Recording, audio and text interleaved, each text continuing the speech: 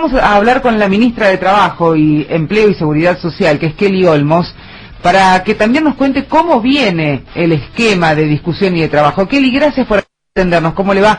Abigail Lasalle la saluda nuevamente. ¿Cómo estás? ¿Qué tal, querida? ¿Cómo estás? Bien, bien, todo bien, Kelly. Bueno, hacía un raconto, ¿no?, en el principio del programa, teniendo en cuenta que por ahí me han quedado algunos datos claramente dando vueltas. Ahora, hay una discusión que tiene que ver, y yo lo escuchaba el otro día, cuando contaba usted, bueno, tenemos que hablar de una reducción en la carga horaria de los trabajadores. A ver, esta reforma, que no es flexibilización, es reforma, que vendría a ir a una mesa de discusión pronta en el futuro próximo y demás. ¿Qué otras cosas tendrían además de la reducción de la carga horaria? Bueno, por supuesto, cuando hablamos de esta reducción de carga horaria, estamos hablando sin reducción salarial. Y es una iniciativa para la cual hay distintos proyectos en este momento en el debate en la Cámara de Diputados.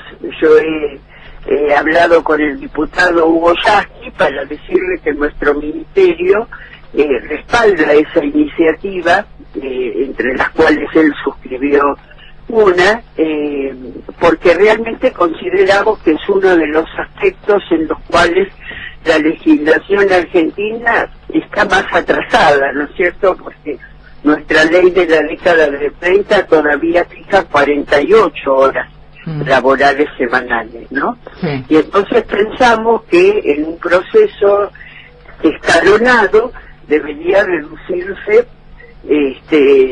significativamente, por lo menos hasta las 40 horas semanales. Sí, está bueno este dato de no reduce el salario, diríamos, la ganancia del trabajador, porque también desde el lado de la oposición una de las cosas que se estaba solicitando era sentarse, bueno, en realidad es más a la economía del garrote, ¿no? Yo te digo que tenés que hacer tal cosa y entonces de esta manera también lo vas a respetar, como que hay una falta de debate ahí. ¿Es factible poder discutir con la oposición este tipo de medidas también, Kelly? Mira, Abigail, con total honestidad, sí, durante todo este periodo de gobierno ha sido muy difícil claro, ese diálogo. Vos pensás que en momentos muy difíciles como fue la pandemia, si bien hubo dirigentes opositores que realmente asumieron una actitud solidaria, los que tenían responsabilidad de gobierno, otros exponían a la población cuando se pedía aislamiento y hasta definían que las vacunas eran veneno, generando miedo y dificultad para que la gente se inmunice. Así que la verdad que nos parece que no siempre se está a la altura. Entre las medidas que está anunciando el ministro de Economía, Sergio Massa, yo distinguiría dos niveles. Hay un nivel estructural que tiene que ver con modificaciones, como por ejemplo la del impuesto a las ganancias, donde nadie puede discutir la coherencia de Sergio Massa, que en toda su historia política él dijo que el salario no es ganancia y siempre estuvo en contra del impuesto a la cuarta categoría. Así que no es una cosa ni demagógica ni circunstancial. Es lo que él piensa y por lo que siempre militó. Y hay también medidas de carácter coyuntural, porque el gobierno entiende perfectamente lo que está atravesando la población y por eso en las negociaciones Sergio se resistió más de 3 meses a la extorsión del Fondo Monetario Internacional, que es nuestro acreedor en la Argentina, por la decisión de Mauricio Macri, que ni siquiera la pasó por el Congreso, de tomar un crédito exorbitante y subordinarnos nuevamente a la presencia del fondo como usurero.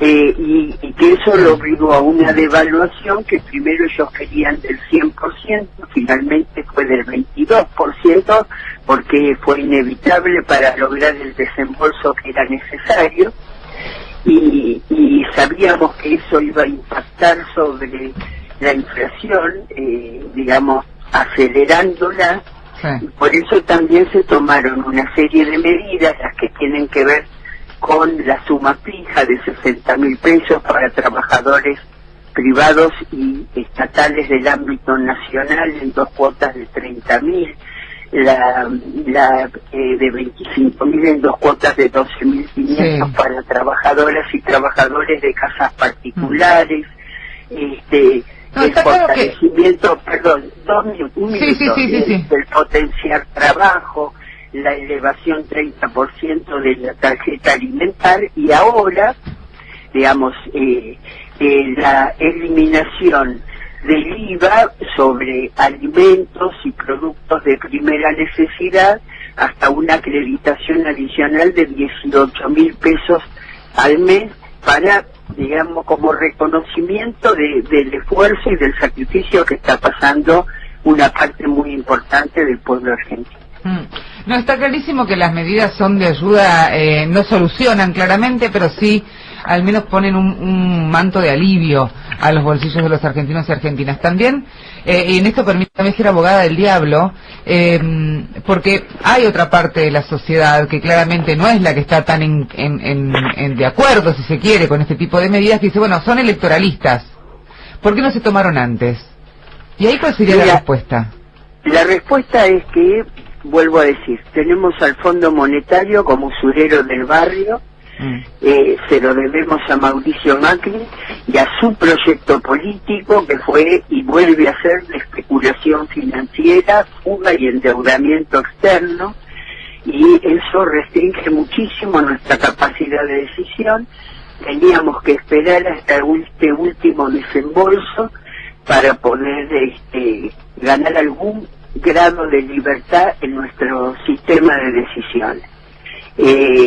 Ellos impusieron una devaluación que nosotros no queríamos, que sabíamos que iba a pasar inmediatamente a precios, como efectivamente pasó, y nosotros lo que estamos haciendo es tratando de que la población sufra lo menos posible esa situación no deseada. Olmo, buenos días, Edgardo Chini la saluda. Realmente se ha tenido que rejuvenecer en el ejercicio de la función pública, ¿no? A partir de estas homologaciones express que obliga a esta situación, ¿no? Digo, esta discusión paritaria que se ha acotado muchísimo, que se hace trimestral, casi minuto a minuto, y no solo por el tema del proceso inflacionario, sino también por el contexto electoral. En este sentido, has tenido posiciones y afirmaciones contrarias a algunos dirigentes sindicales que se han acercado a dialogar con referentes de la oposición. Concretamente entiendo que dijiste que te parecía desacertado que se reunieran dirigentes gremiales con candidatos contrarios a los derechos laborales. ¿Seguís sosteniendo esta postura? ¿Por qué entendés que es así? ¿No estaría dentro de la actividad gremial reunirse con los distintos candidatos a presidente?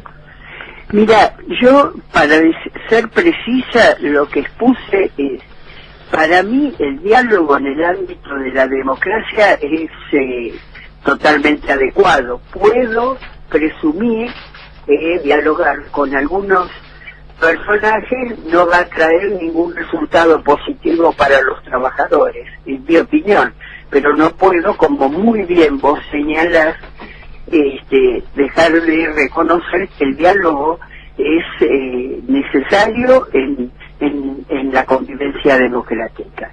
Eso es una cosa. Ahora, la adhesión a mi ley es otra cosa, y eso es lo que yo cuestioné muchísimo de algún dirigente, lo voy a decir con todas las letras, de Luis Barrio Nuevo, que salió a exponer una adhesión a mi ley. Ahí sí, digamos la verdad, mi juicio de valor es profundamente negativo, porque no puede presuponer que un personaje tan antiperonista y además que está planteando la destrucción de todo el sistema de negociación laboral, de organización gremial, digamos, puede tener algún punto de contacto con los derechos de los trabajadores. ¿Y por qué crees que lo hace?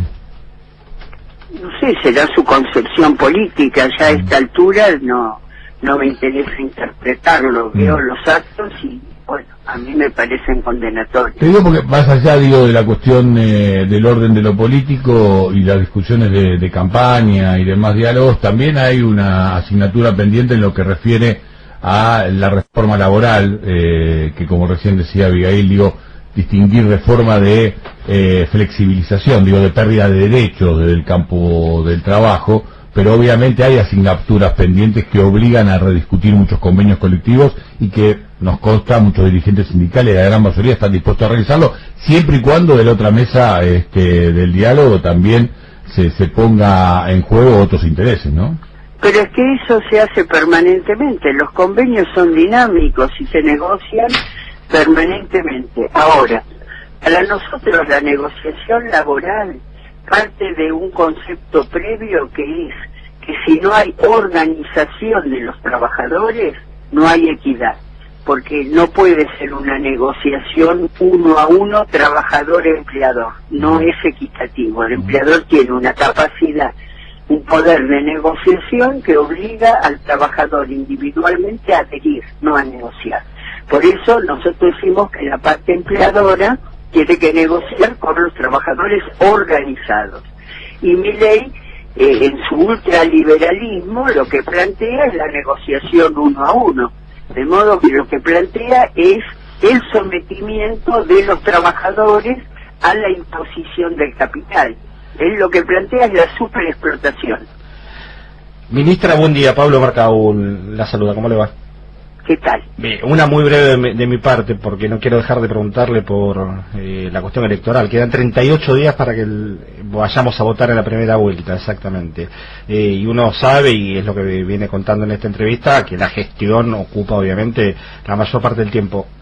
¿Cuánto hay del resto del tiempo para los diálogos? No le pido que me cuente infidencias, aunque estaría bueno, entre los ministros, en el gabinete, en los funcionarios, decir, che, ¿cómo la vemos para el 22?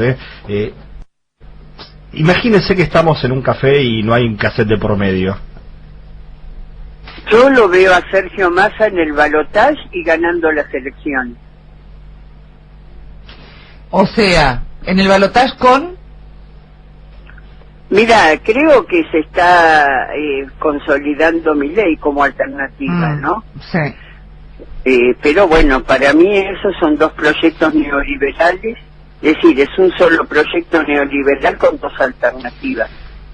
Ahora, también teniendo en cuenta el conocimiento de militancia, ¿no? Y en el campo de la política que tiene, también le pregunto, ¿qué nos ha pasado, como si se quiere un análisis o sociológico, filosófico, qué nos ha pasado que estamos tan perdidos, ¿no? En cuanto a qué es lo que nos conviene. Ayer hacíamos referencia a una encuesta de Sheila Bilker y de Raúl Timerman que se hizo antes de las elecciones. Y resulta que ahí la gente contaba que Milei era uno de los que podía cuidar el trabajo, más que Patricia Bullrich, y generar nuevos puestos de trabajo. Y ahí a mí se me vino la pregunta, pero no estamos escuchando, claro, yo estoy en otro país, o no sé qué me está pasando, no estoy entendiendo, pero no... No, yo creo que hay, por un lado, reflexiones de carácter racional, y por otro lado, a veces hay respuestas emocionales, ¿no? Y hay que ver qué es lo que cada uno está atravesando para entender qué mirada tiene de la situación. Tal vez ponen sus esperanzas, sus expectativas en algo rupturista, y eso responde más a sus emociones que a su capacidad de razonar, porque efectivamente desde cualquier análisis racional eso es inviable. La verdad que todo lo que plantea Milei es destruir, no plantea una sola propuesta constructiva. No. Ministra, muchísimas gracias por estos minutos que nos ha brindado. Un placer hablar con usted. Gracias. Por favor, a disposición. Hasta luego. La ministra de Trabajos, Seguridad y Empleo, bueno, estaba haciendo un repaso, ¿no? De más allá de la política, lo que viene para las elecciones. Me parece re interesante la discusión que va a dar Kelly Olmos en cuanto a la reforma laboral. Si se llega a dar claramente, ¿no? Me parece interesante. Y esto que vos decías también está bueno. Muchos secretarios generales saben que sus convenios colectivos de trabajo quedaron completamente obsoletos. Sí, y te lo dicen, te lo firman sin lugar a dudas. Lo que pasa que dicen, si yo abro mi convenio colectivo de trabajo, también que me abran los libros del otro lado, ¿no? Acá es win-win. Gano. Si no, si gana la patronal y pierden los trabajadores, claramente no se discute nada. De hecho, la discusión de la jornada laboral, de la reducción de la jornada laboral, tiene que abrir los convenios colectivos de trabajo. Sí, claro. Es una demanda que viene desde el campo gremial y que está justificada también a partir de que todas las experiencias que se han practicado en otras partes del mundo hacen una mayor eficiencia, un mayor rendimiento, una mayor productividad y permite abrir otro turno para que en el caso que haya mayor producción se genere también generación de empleo, ¿no? Sí, claro, por supuesto. Sería en realidad para todos un ganar-ganar siempre. El tema es, bueno, cuánto estamos dispuestos, ¿no?, a sacar del bolsillo, la ganancia. Lo difícil acá, como siempre decimos, Avi, es que hay que laburar mucho porque cada actividad es distinta, ¿no? Viste que Olmos diferenció la reunión de Barrio Nuevo con la reunión de Martínez. A Martínez ni lo nombró. No. Más allá que, digamos, son dos figuras distintas y que desde el campo de lo político, desde el barrio de la política, Barrio Nuevo tiene una construcción diferente y algunos hablan de facturas viejas hacia Sergio Massa.